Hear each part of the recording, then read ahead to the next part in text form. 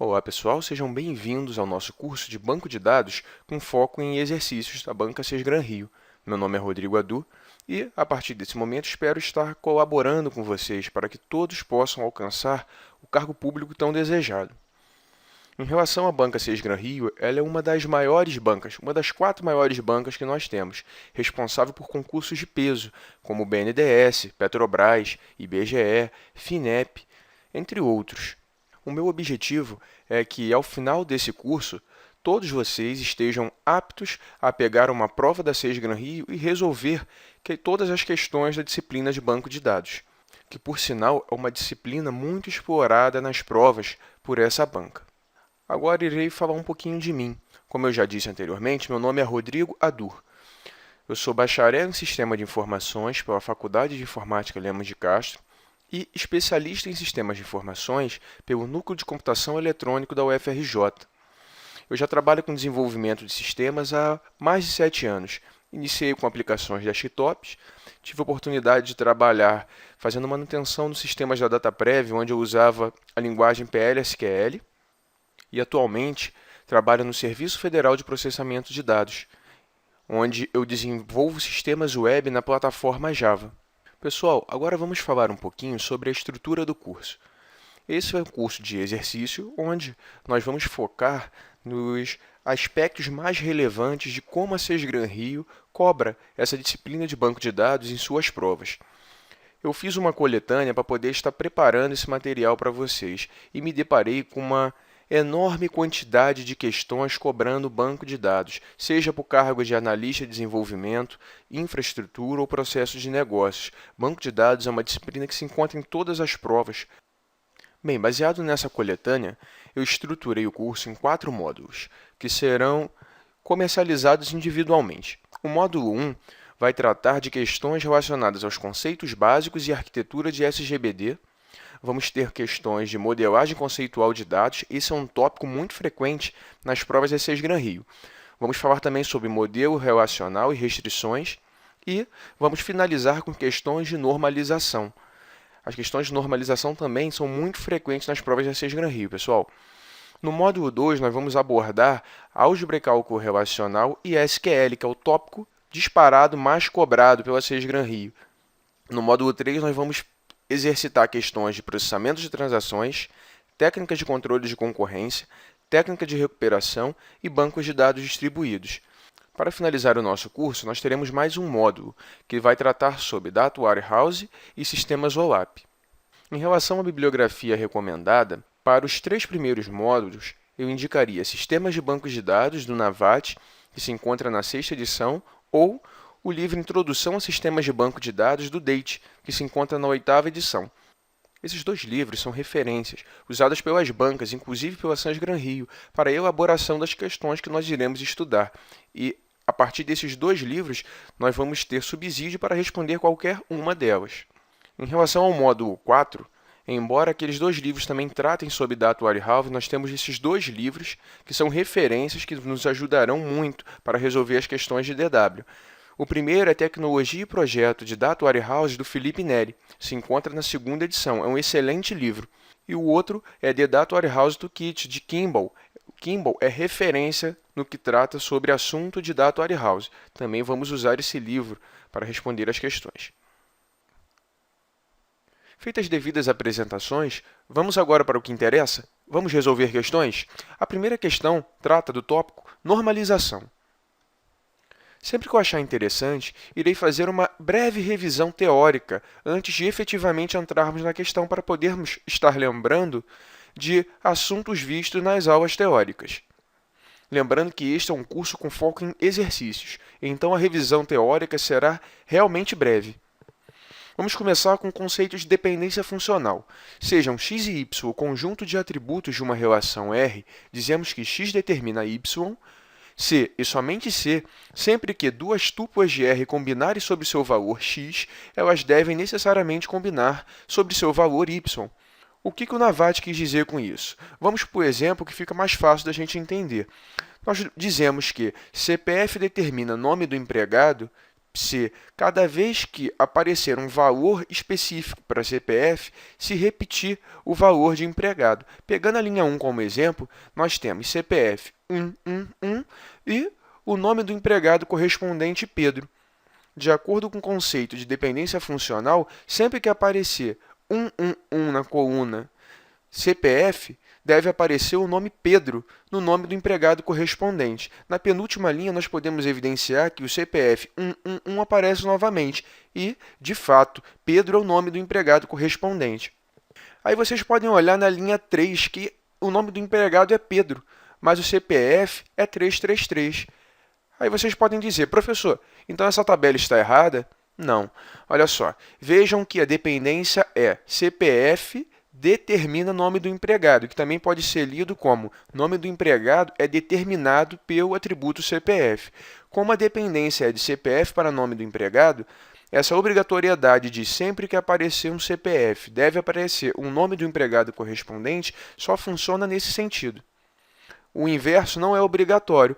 Nesse caso daí acontece o que chamamos de homônimos, que são pessoas com o mesmo nome. O próximo conceito que iremos ver é o de dependência funcional total.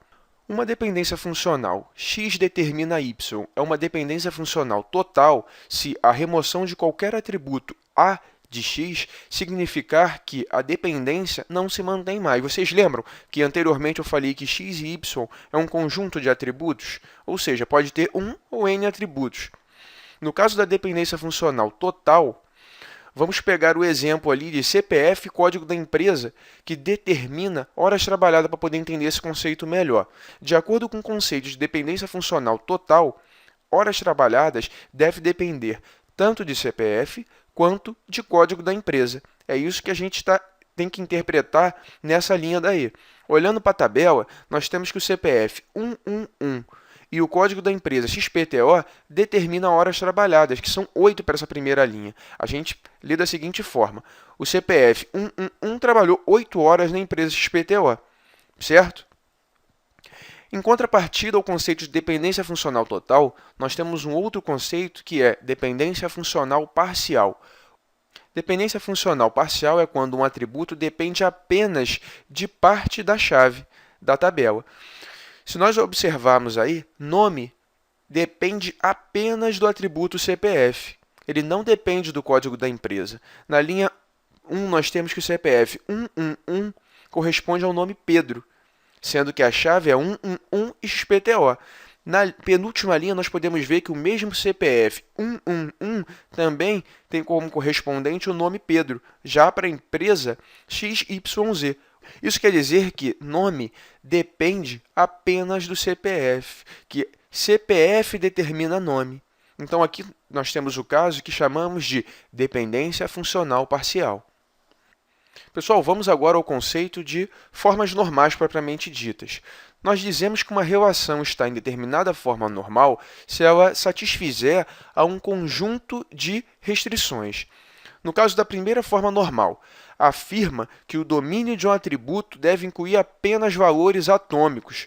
O que são valores atômicos? São valores simples, indivisíveis. Para a primeira forma normal, nós não podemos ter atributos multivalorados, não podemos ter atributos compostos. Fica uma observação que na 8ª edição do livro do Navat, ele afirma que a primeira forma normal é considerada parte da definição formal de uma relação. Então, para Navat, quando ele afirma tratar de uma relação, já está embutido ali o conceito de primeira forma normal. Para ser uma relação, tem que estar na primeira forma normal. Fica aí a observação. Bem, para a segunda forma normal, temos a seguinte definição. Um esquema de relação R está em segunda forma normal se cada atributo não principal A em R for total e funcionalmente dependente da chave primária de R. O que isso daqui quer dizer? Isso daqui quer dizer que, para a gente ter uma relação na segunda forma normal, nós não podemos ter dependência funcional parcial, que foi o conceito que nós acabamos de ver. Nós temos a seguinte relação entre as formas normais. A segunda forma normal vai ter as suas restrições e as restrições da primeira forma normal. E assim por diante. A da terceira forma normal vai ter as suas restrições e vai incluir todas as restrições anteriores, tanto da segunda quanto da primeira. E assim sucessivamente. Vamos à nossa primeira questão. Ela é do BNDES, suporte do ano de 2010. A normalização é um conjunto de critérios formais para analisar esquemas de relação, com base nas dependências funcionais entre seus atributos. As relações empregado e ponto foram apresentadas ao analista de sistemas e reproduzidas abaixo. Bem, ele nos fornece duas relações, a relação empregado, cuja chave primária é idemp, e a relação ponto, cuja chave primária é idemp e data. A questão pede o seguinte: diante do exposto, conclui-se que as relações respeitam todas as formas normais? Alternativa B, ambas as relações contemplam a segunda forma normal? Alternativa C, empregado contempla a primeira forma normal, mas ponto não satisfaz a segunda forma normal? Alternativa D, empregado não contempla a primeira forma normal e ponto satisfaz a segunda forma normal. E a alternativa E, empregado não contempla a primeira forma normal e ponto não respeita a segunda forma normal. Pessoal, o que a questão quer? Simplesmente que a gente analise as duas relações e identifique em qual forma normal elas se encontram. Bem, voltando aqui nas relações, nós devemos analisá-las individualmente. Vamos começar com a relação empregado. O primeiro passo é ver se ela se encontra na primeira forma normal. Por definição, a forma normal obriga que todos os atributos de uma relação sejam atômicos, simples, indivisíveis. Vamos analisar? No caso da coluna idemp, nós só temos valores atômicos. Para a coluna nome também, só temos valores atômicos. Agora, pessoal, analisando a coluna telefone, esse atributo aqui possui valores multivalorados, como nós podemos observar aqui. Cada tupla tem mais de um valor. É um atributo multivalorado. Isso daqui vai contra a definição formal da primeira forma normal. Sendo assim, nós podemos afirmar com certeza que a relação empregado não se encontra na primeira forma normal, pois fere os seus conceitos. Agora iremos fazer a mesma análise para a relação ponto. A primeira coisa é analisar para ver se ela se encontra na primeira forma normal. Bem, a gente tem que analisar cada atributo e ver se nós achamos algum atributo que seja multivalorado ou composto. Analisando aqui, nós temos idemp, que só possui atributos simples, data, que também só possui atributos simples, entrada e saída, também atributos simples, e clima, atributos simples. Bem, aqui nós só temos valores atômicos para os atributos dessa relação. Sendo assim, nós podemos afirmar que ela se encontra na primeira forma normal. Vamos continuar a análise? Agora, vamos ver se ela se encontra na segunda forma normal. Bem, para fazer essa análise da segunda forma normal, as questões costumam dar as dependências funcionais entre os atributos. Essa é uma questão interessante, foi por isso que eu coloquei ela aqui. Nessa questão, a SES-GRAN-RIO não nos fornece diretamente as dependências funcionais entre os atributos. Essa é uma questão que exige que o candidato, além de conhecer a teoria, saiba aplicá-la e identificar essas dependências apenas analisando o estado das relações. Para essa questão aqui, nós vamos ter que determinar quais são as dependências funcionais dos atributos, analisando a relação para poder verificar se ela se encontra ou não nessa forma normal. Para facilitar aqui o nosso entendimento, vamos observar aqui a linha 1. Linha 1, nós temos o clima chuvoso, que corresponde à data 1º/7/2010. E na penúltima linha, nós temos também um clima chuvoso correspondendo à mesma data. Observem que o idemp, que compõe a chave primária dessa relação junto com data, está variando para essas duas tuplas aqui, correto? Agora, analisando aqui a segunda linha, nós vamos observar que ensolarado está correspondendo ao dia 2/7/2010, na segunda e na terceira linha. Pessoal, aqui já vai ficando claro que clima é determinado por data. Analisando aqui essas duas tuplas restantes, nós podemos concluir que, de fato, data determina clima, ou clima é determinado por data. Agora, pessoal, vamos voltar ali embaixo e vamos ver qual é a chave primária dessa relação. Idemp e data. Se idemp e data é a chave primária, esses atributos compõem a chave primária da relação, todos os atributos dessa relação deveriam ser determinados pela chave primária. Só que nós temos o caso aqui onde clima é determinado apenas por parte da chave primária. E clima é um atributo não primário. Pessoal, isso daí caracteriza o quê? Qual o conceito que nós acabamos de rever que está caracterizando esse cenário? Dependência funcional parcial. E dependência funcional parcial vai contra a definição da segunda forma normal. Então, nós acabamos de ver que essa relação aqui, embora encontre-se na primeira forma normal, ela não satisfaz as restrições da segunda forma normal.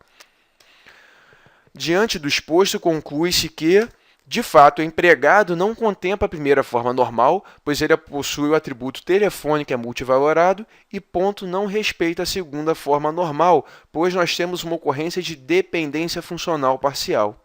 Certo, pessoal? Nossa próxima questão vai abordar o tópico álgebra relacional. Vamos fazer uma breve revisão teórica sobre alguns operadores da álgebra relacional. O primeiro deles é seleção, representado pelo sigma ao lado. Esse é um operador unário usado para escolher um subconjunto das tuplas de uma relação que satisfaça uma condição de seleção. Ou seja, a partir de uma relação, nós vamos gerar uma nova relação com as tuplas que satisfaçam determinada condição. O próximo operador é a projeção, representado pelo π. Ele é um operador unário usado para criar uma nova relação apenas com os atributos especificados. Ou seja, nós vamos pegar uma relação e vamos gerar outra apenas com os atributos que a gente especificar nesse operador. Vale ressaltar que essa nova relação vai eliminar as tuplas duplicadas, ok? O próximo operador é junção. Ele é representado por aquela espécie de ampulheta deitada ali. Ele é um operador binário usado para combinar tuplas relacionadas de duas relações em uma única tupla maior. Ou seja, nós vamos aplicar esse operador em duas relações e vamos gerar uma nova, onde as tuplas vão contemplar os atributos das duas relações originais, somente para os casos onde os atributos dessas duas relações tiverem uma correspondência, ok? Vamos ver agora o operador diferença, representado pelo menos. Ele seleciona as tuplas que existam na primeira relação e que não existam na segunda relação. Esse é bem simples. A nossa questão é a questão do BNDES de 2012 para o cargo de desenvolvimento de sistemas. A questão nos fornece duas tabelas, a tabela T e a tabela V. E ela nos dá uma sequência de operadores ali da álgebra relacional, certo? A partir dessas informações, ela quer saber simplesmente qual é o resultado dessa sequência de operações. Bem, a Cies-Gran-Rio ela tem essa característica, pessoal. Ela costuma colocar para algumas disciplinas algumas questões muito trabalhosas, levando em consideração que o candidato tem, em média, 3 minutos e meio para resolver cada questão da prova. Quando ele se depara com uma questão tão trabalhosa quanto essa, ele às vezes se assusta, acaba nem fazendo. Bem, essa é uma questão trabalhosa sim, mas é uma questão simples. Nós vamos detalhar agora para poder ter um melhor entendimento dela. Essa questão daqui, nós vamos fazer uma analogia com uma equação matemática. Nós vamos começar pelo parêntese. O parêntese aqui vai ter prioridade para a gente começar a resolver essa questão. E vamos dar prioridade aos parênteses mais aninhados. No caso, esse daqui. Essa operação de junção será o primeiro passo de resolução dessa equação aqui da álgebra. Depois nós iremos resolver a seleção, um pouquinho mais externa. Vamos resolver essa projeção. Aí vamos passar para outra parte da equação, né? Resolvendo essa seleção, seguido por essa projeção e, por último, vamos fazer a diferença desses resultados, correto? Vamos fazer isso daqui passo a passo para que vocês tenham um pleno entendimento. O primeiro passo, nós vamos ter que fazer uma junção da tabela T e V. De acordo com a definição, nós vimos que nós vamos gerar o quê? Uma nova tupla, onde nós vamos conter todas as colunas das duas relações T e V que haja correspondência dos atributos, nesse caso daqui, são dos atributos T1 e V3. Então, nós vamos estar gerando aqui a tupla com todos esses atributos, onde nós podemos ver ali em vermelhinho a correspondência entre o atributo T1 da tupla T e V3 da tupla V, correto? O passo 2, nós vamos estar aplicando o operador seleção em cima do resultado dessa junção. Então, nós temos aqui à esquerda o resultado da junção, que nós acabamos de identificar, E vamos estar aplicando aqui a seleção com a condição V1 maior do que 5. Pessoal, basta a gente olhar aqui na coluna V1, certo? Quais as tuplas onde possuem aqui V1 maior do que 5? A tupla, a primeira, a terceira e a quarta. Então, nós vamos ter aqui uma nova relação onde vão constar essas tuplas. Perfeito? Vamos agora para o passo 3, que é essa operação aqui de projeção. Como nós vimos ali, a projeção vai criar uma nova relação a partir dessa relação resultante da operação que está aqui entre parênteses, certo? Que foi a operação que nós acabamos de resolver, gerando essa relação abaixo. E vamos fazer o quê? Uma projeção para as colunas T1 e T3. Então, nós vamos estar gerando uma nova relação com todas essas tuplas. Aqui vale aquela observação. Se vocês repararem aqui, ó, nós geramos apenas duas tuplas para essa relação resultante. Isso porque a segunda e a terceira tupla iria gerar 20 para o valor T1 e AB para o valor de T3. Como a gente está realizando uma operação de projeção, as linhas duplicadas são eliminadas. Isso daí é importantíssimo, tá bom? Bem, vamos agora para a quarta operação. Na quarta operação, nós vamos aplicar o operador de seleção. E nós vamos aplicar o operador de seleção em cima da relação T, onde o T2 for menor do que 8. Então, nós vamos já estar analisando aqui a coluna T2. Nós vamos estar gerando uma nova relação onde nós tivermos aqui o valor de T2 menor do que 8. E vamos estar gerando essa relação aqui ao lado, né? Com duas tuplas apenas.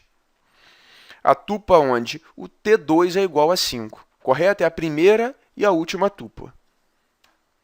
O passo 5, nós vamos agora estar aplicando a projeção em cima da relação resultante da seleção anterior. Aqui nós vamos estar fazendo a projeção para as colunas T1 e T3, tá? A operação anterior resultou nessa relação. Quando nós formos projetar T1 e T3, nós vamos ter a relação aqui da direita com as duas tuplas que nós podemos visualizar ali. Por último, nós vamos ter o passo 6, que é a diferença entre essa primeira expressão e a segunda expressão. Nós vamos estar utilizando a relação resultante dessa primeira parte da equação e a relação que está aqui à direita, resultante dessa segunda parte da equação. Perfeito? É a operação de diferença que nós vamos estar executando aqui. E a operação de diferença vai gerar uma nova tupla com as duas colunas T1 e T3, cujas tuplas resultantes serão as tuplas existentes nessa primeira relação que não existem na segunda. Então, nós podemos observar ali que na primeira nós temos 10 e AB. Na segunda nós também temos 10 e AB. Então, essa tupla já está descartada. Ela existe na segunda, então ela não vai para a nossa relação resultante aqui embaixo. Agora, a tupla 20 e AB, ela só existe na primeira. Não existindo na segunda, ela vem então para a tupla resultante da operação de diferença. Correto, pessoal? Dividindo a equação dessa forma, nós vamos ver que é simples a sua resolução. Dessa forma, nós podemos observar que a alternativa D é a alternativa correta. Ok? Pessoal, dessa vez nós vamos ficar por aqui. Até a próxima. Um abraço!